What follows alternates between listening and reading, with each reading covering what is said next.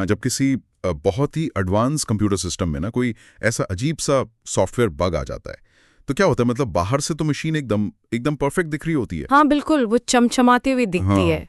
लेकिन जैसे ही कोई जरूरी काम करने लगो, स्क्रीन अचानक से फ्रीज हो जाती है। एकदम क्रैश हो जाता है सब कुछ। ही कहा, पूरा सिस्टम, सारी की सारी प्रोसेसिंग पावर एक ही झटके में बैठ जाती है।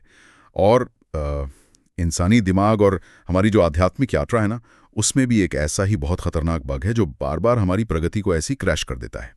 प्यारे भाई बहनों, ओम शांति। आज की इस गहन चर्चा में हम शिव बाबा की एक बहुत ही खास अव्यक्त मुरली पर विचार सागर मंथन करने वाले हैं। बिल्कुल, और ये बहुत ही गहरी मुरली है। हाँ, इस मुरली की तारीख है 22 मार्च 2026, जो मूल रूप से 7 अप्रैल 2009 की मधुबन से रिवाइज्ड मुरली है। और आज का हमारा मुख्य मिशन इसी बग को गहराई से समझना है और उसे हमेशा के लिए डिलीट करना है। बाबा ने आज मुरली में कारण शब्द से मुक्त होकर निवारण का स्वरूप बनने पर जोर दिया है। और साथ ही वो जो बेहद की वैराग्य वृत्ति है ना, उसे सेवा की भारी उमंग के बीच कैसे कायम रखा जाए, ये भी बहुत अच्छे से समझाया है। बिल्कुल। तो ये जो तकनीकी एनालॉजी मैंने दी, वो इस स्थिति को समझने के लिए सटीक बैठती है ना? एकदम सटीक है, क्योंकि आज हम जिस मुरली पर चर्चा कर रहे हैं वो सिर्फ सुनने या पढ़ लेने भर का संदेश नहीं है। मैं कहूंगी कि ये एक बहुत बड़े मानसिक बदलाव का, एक माइंडसेट शिफ्ट का पूरा ब्लूप्रिंट है। माइंडसेट शिफ्ट, ये शब्द बहुत सही है यहाँ। हाँ, क्योंकि ये मुरली हमें बताती है कि हम समस्याओं को देखने के अपने नजरिए को, मतलब अपनी बेसिक अप्रोच को जड़ से कैसे बदल सकते हैं। तो चलिए इस बात की गहराई में चलते हैं। बाबा ने मुरली में स्पष्ट रूप से एक बहुत ही विशेष होमवर्क दिया है। उन्होंने कहा है कि एक शब्द को अपनी डिक्शनरी से, अपने जीवन के सॉफ्टवेयर से हमेशा के लिए निकाल देना है।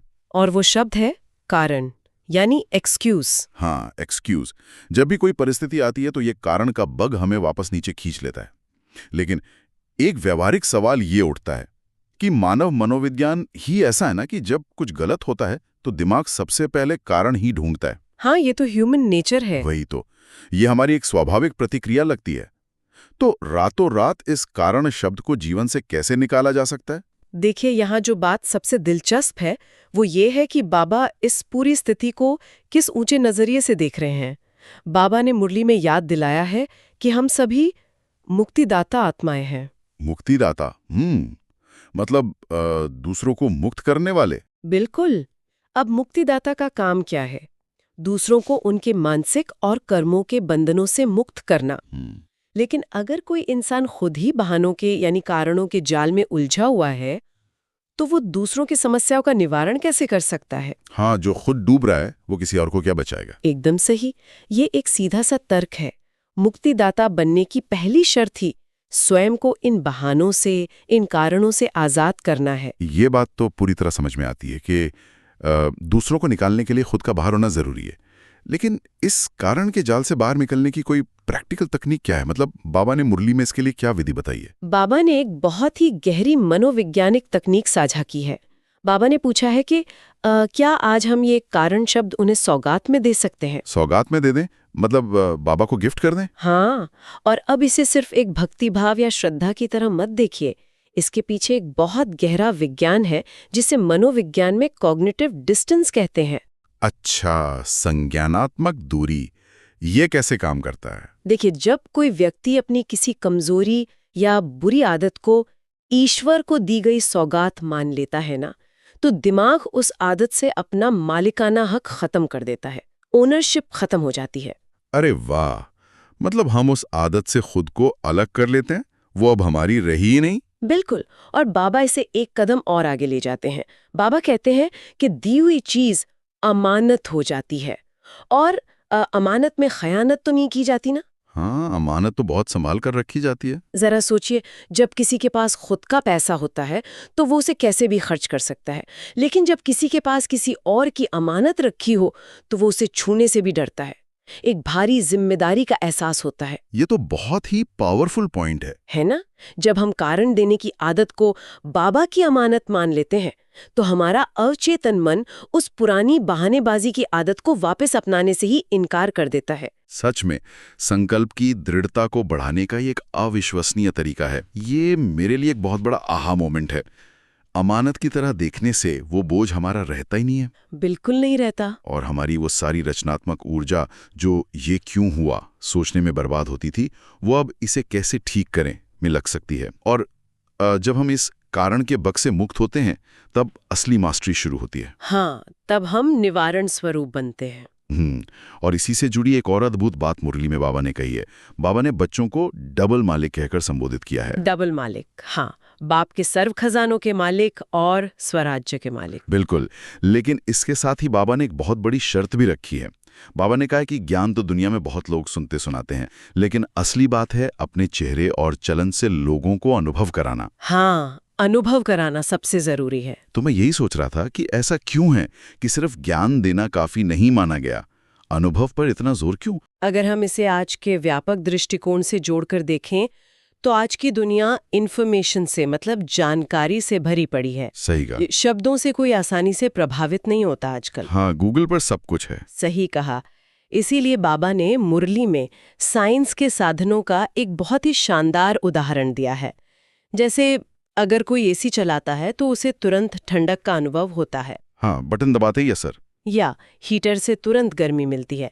तो बाबा का तर्क ये है कि जब भौतिक विज्ञान के साधन इतना स्पष्ट और तुरंत अनुभव करा सकते हैं तो हमारी साइलेंस की शक्ति से लोगों को शांति का अनुभव क्यों नहीं होना चाहिए। ये एसी और हीटर का उदाहरण तो बहुत ही दिलचस्प है, लेकिन इसे हम आध्यात्मिक रूप में कैसे समझें? क्या इसका मतलब ये है कि हमारी स्थिति इतनी शक्तिशाली होनी चाहिए कि सामने वाले का मन अपने आप शांत हो जाए? हाँ, इसे आज की तकनीक के एक और उदाहरण से समझते हैं। आपने नॉइज कैंसलिंग हेडफोन्स के बारे में तो सुना होगा। अरे हाँ, वो जो बाहर की आवाज को एकदम ब्लॉक कर देते हैं। सिर्फ ब्लॉक नहीं करते, वो असल में एक ऐसी एंटी फ्रीक्वेंसी पैदा करते हैं जो बाहर के शोर को पूरी तरह खत्म कर देती है, कैंसिल कर देती है। ओह, तो वो शोर को काटते हैं? बिल्कुल, और बाबा यही चाहते हैं। मस्तक से चमकते हुए सितारे का मतलब ही है एक ऐसी वाइब्रेशन या ऊर्जा पैदा करना जो सामने वाले की अशांति को कैंसिल कर दे। क्या बात है, ये तो बहुत ही डीप है।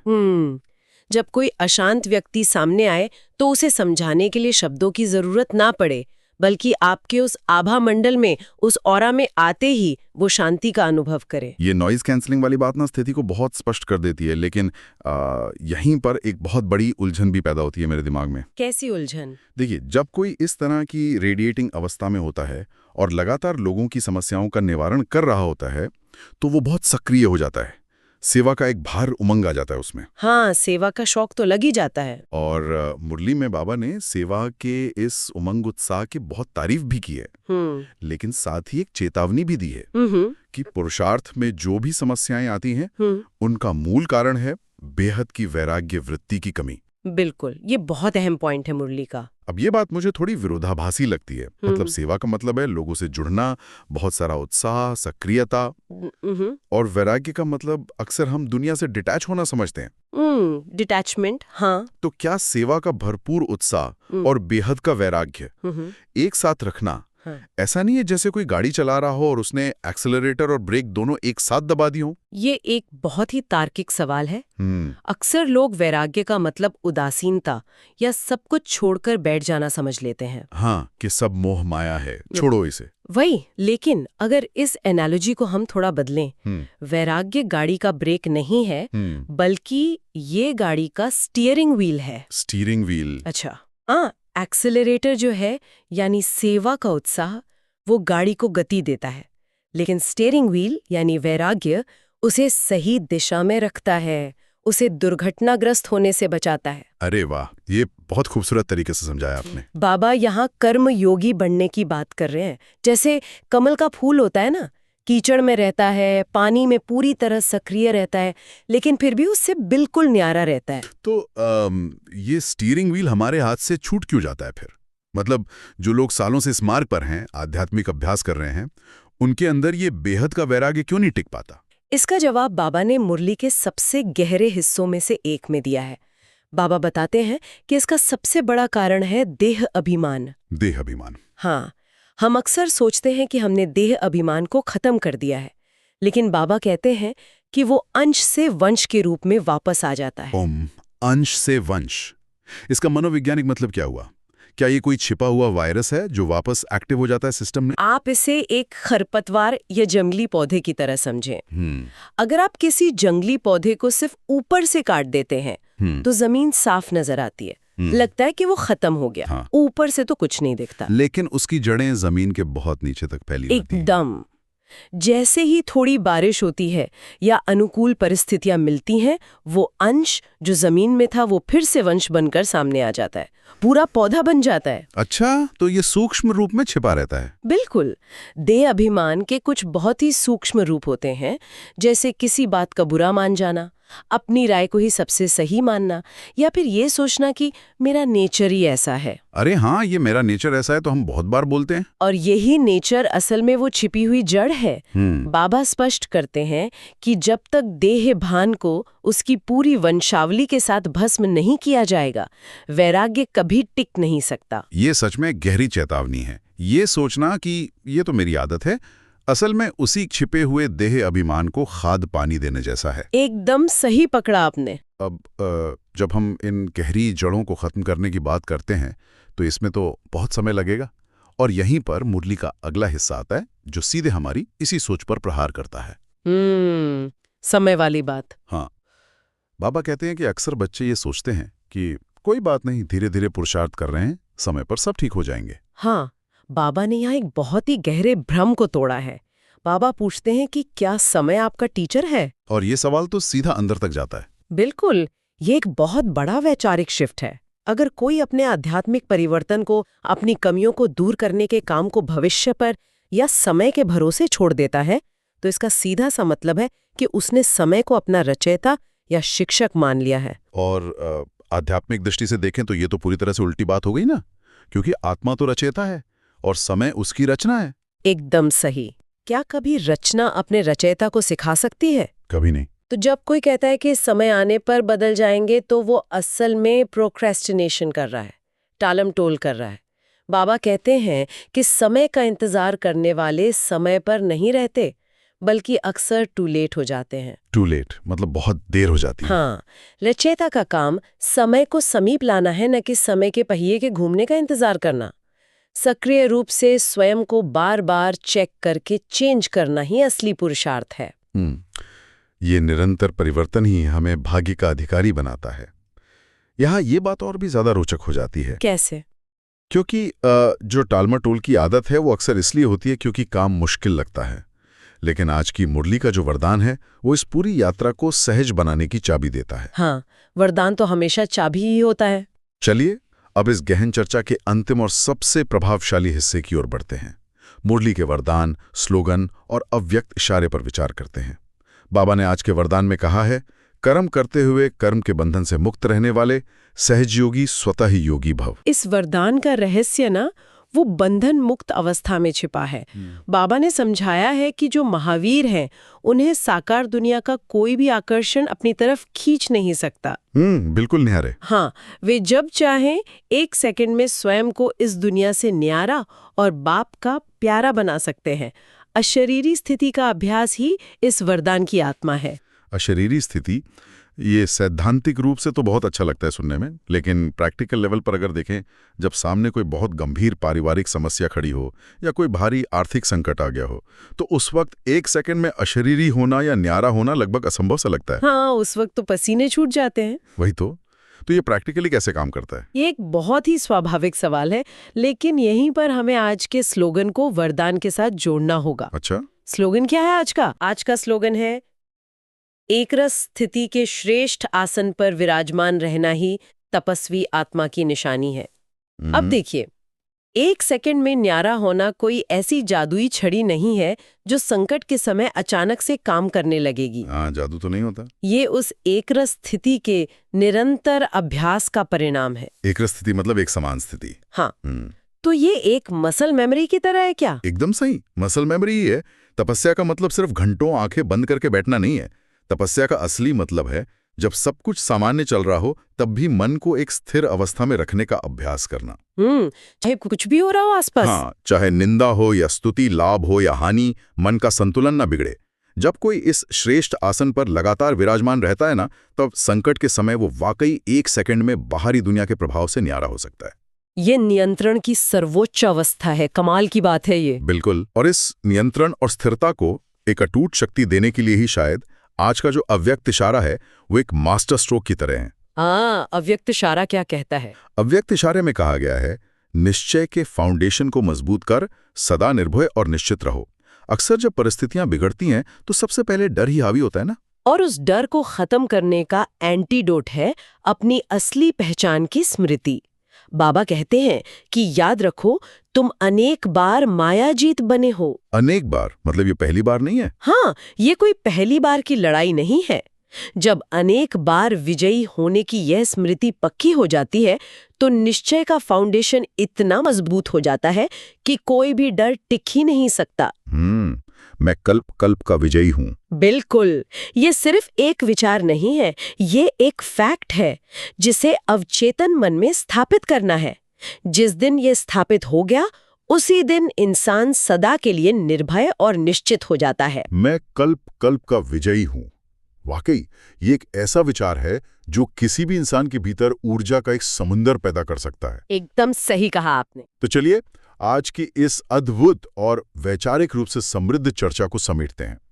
आज हमने शिव बाबा की इस मुरली से कुछ बहुत ही क्रांतिकारी जीवन सूत्र समझे हैं। बहुत ही डीप पॉइंट्स थे आज। हाँ, सबसे पहला तो ये कि हमें अपने मानसिक सॉफ्टवेयर से कारण नाम की उस बग को पूरी तरह डिलीट करना है और अपनी जिम्मेदारी को अमानत समझकर निवारण का स्वरूप बनना है। और दूसरा, सिर्फ बातें नहीं करनी है बल्कि एक नॉइस कैंसलिंग वाइब्रेशन की तरह शांति को रेडिएट करना है और डबल मालिक बनना है। बिल्कुल। और इसके साथ ही हमने ये भी समझा कि सेवा के एक्सेलरेटर के साथ वैराग्य रूपी स्टीयरिंग व्हील का होना कितना जरूरी है। और ये तभी होगा जब हम देह अभिमान को अंश से वंश बनने से पहले ही जड़ से भस्म कर देंगे। सही बात है। और सबसे अहम बात, समय को अपना शिक्षक नहीं बनने देना है बल्कि रचयिता की स्मृति में रहकर सक्रिय रूप से स्वयं में बदलाव लाना है। और एकरस स्थिति का अभ्यास ही सच्ची तपस्या है जो हमें एक सेकंड में न्यारा कर सकती है।